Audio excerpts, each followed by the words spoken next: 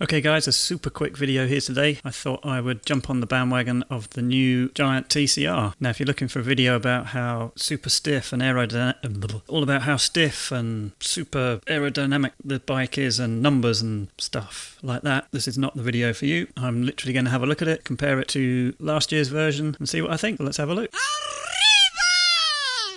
Okay, so here's the TCR Advanced SL0 disc from 2020. So this is the version that we have currently. Top of the range, SRAM ETAP access group set, the rather nice Cadex carbon wheels. Pretty lovely bike, hey? And thank you Giant for listing the weights of your bike, 6.8 kilogram. It's pretty light. So what would you do to it to make it better? A while back I made a video, you might have seen it, called The New Breed, and it was bikes like Scott's Addict RC, Focus's Azilco Mac, and I think it was an Orbea, can't remember the name of it now, which are basically all-round lightweight racing bikes but with aerodynamic features and the tubing and integrated handlebars. Or what I mean by that is integrated cables within the handlebars and the stem and the down tube, not necessarily integrated handlebars, if that makes sense. So in my mind, the new TCR at the very least would be more aerodynamic and the cables would be hidden away. So let's have a look. The first thing I thought to myself was, hang on a minute, have I loaded up the right picture? Or have I got confused and just put the old one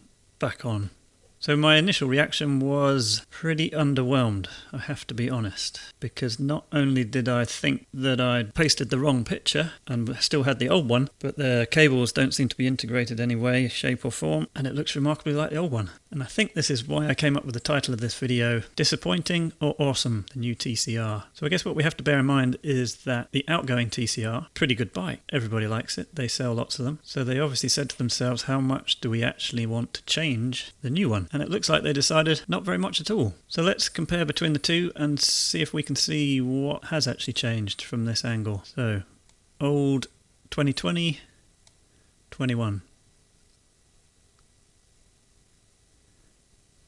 Now I could only really line them up by eye because I don't have any of the geometry figures for the new bike. So usually I would line them up and then tweak them so that they fitted into the measurements from the geometry that's specified, which counteracts the fact that the lens of the camera will change the shape of the bike. But I can't do that for this because I don't know the measurements of this bike. So this is a pretty basic lineup really around the bottom bracket and the front wheel. Well, the first thing to talk about is the new bike. The image isn't very good, so it wasn't very high resolution, so it's hard to see entirely what's going on. Even though the cables aren't being hidden away, they've clearly done a fair amount of work around here to smooth it out, make it more tidy, so it definitely looks better. The frame has been made more aerodynamic around here apparently. I guess we can kind of see that.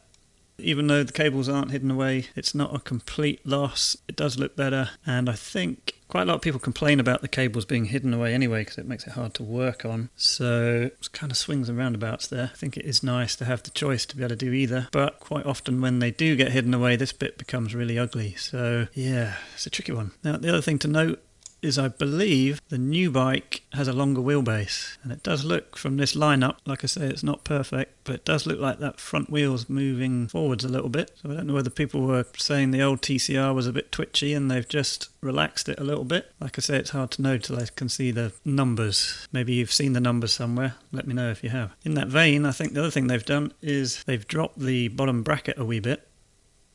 You can see that there, so this is the new one. Old one. I mean, it's a couple of mil, I believe, but they've definitely dropped that down. The other thing that you can see flicking between the two is the rear disc has now got what looks like a 140 on it, as opposed to a 160 on the old one. Top tube, down tube, apparently they've all been redesigned and more aerodynamic. From this angle we can't see much difference there. I thought I read that the down tube was actually fatter, bigger. I can't really see a difference from here. To wait and see on that one. So the version we're looking at here, the SL0, is obviously the integrated seat post. This is the top of the range TCR, and then you've got two below that, and they both have normal seat posts with seat clamps. But there's the old one. New one, old one, new one. The actual seat post looks very similar. This all looks fairly similar. Either the the images don't line up very well, or they've moved it down a bit. What you can see changing there though is this has become more like a truncated camtail shape, I think. So that will be more aero, I guess. Chain stays, seat stays look very similar.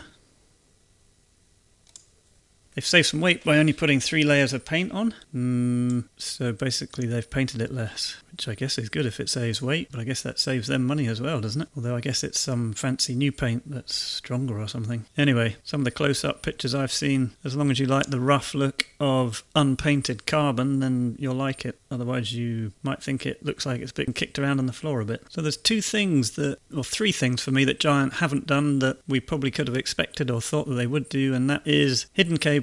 Drop seat stays, they've decided not to do that, which fair enough. I mean, everybody's done it now, so they're almost different by not doing it, so that's fair enough. And then the big one, which I'm surprised about and not surprised about in a way, presumably they've looked at their sales figures and realised that they're still selling plenty of rim brake TCRs. Obviously the racers are using them, I would think. They're still selling, so they're releasing it again this year or 21 with rim brakes. This is the only image I could find. This is the SL2. If you compare that to the SL0,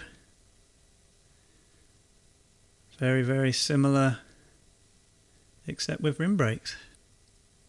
Plenty of cables draped around all over the place. It's funny, you get used to looking at bikes without cables now, so this looks kind of messy to me now. But there we go, new TCR for 2021. I'm sure some more pictures and details will be coming out over the next few weeks, and let me know what you think in the comments down below, and if you like this video, give it a thumbs up, and if you like my channel, hit the subscribe button.